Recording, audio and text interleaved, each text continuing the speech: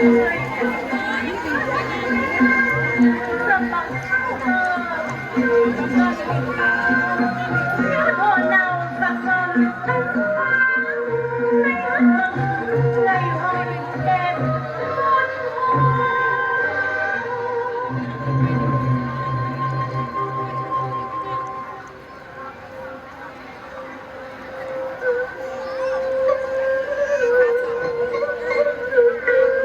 mươi năm ấy đất nước vươn mình ngọn cờ chỉ lối theo đảng quang vinh. Bác kính yêu ơi, ngày hội muôn hoa mừng đất nước.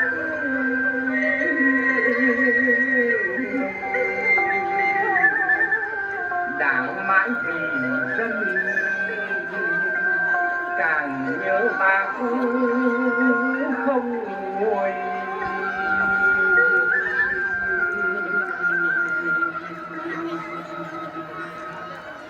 Người đi xa rồi nghĩa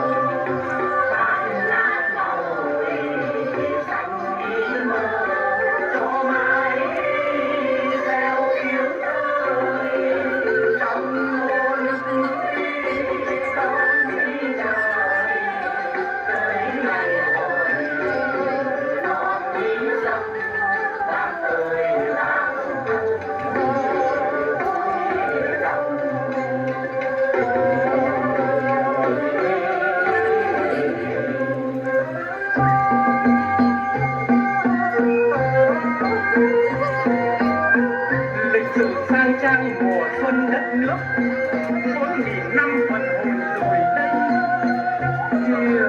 Bàn tay người vẫy chào phía trước, ta đi trong hùng khí rồng bay.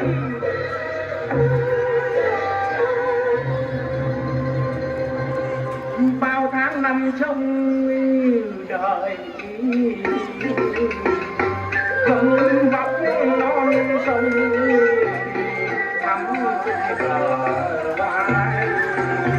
Bao là trẻ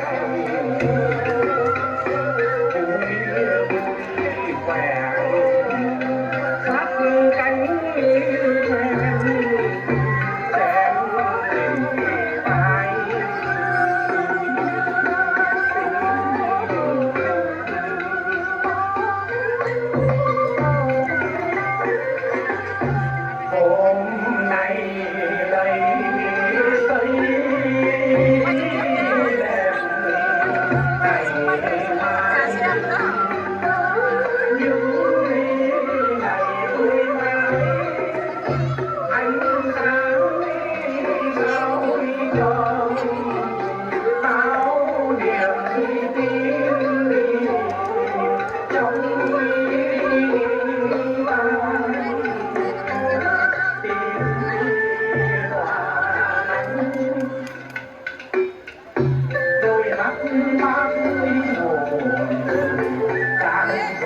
chung con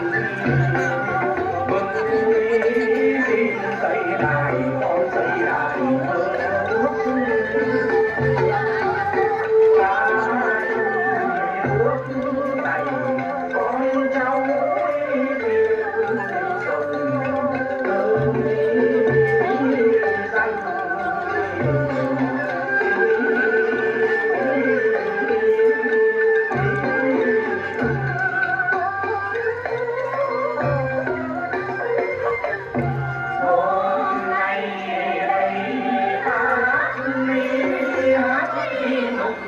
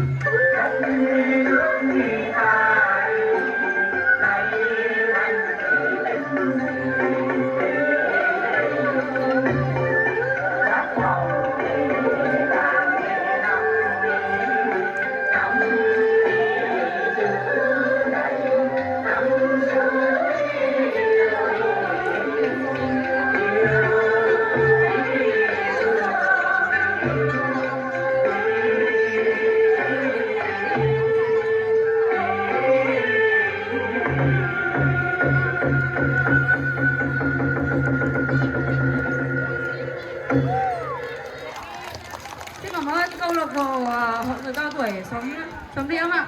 Hãy toàn bộ nhân dân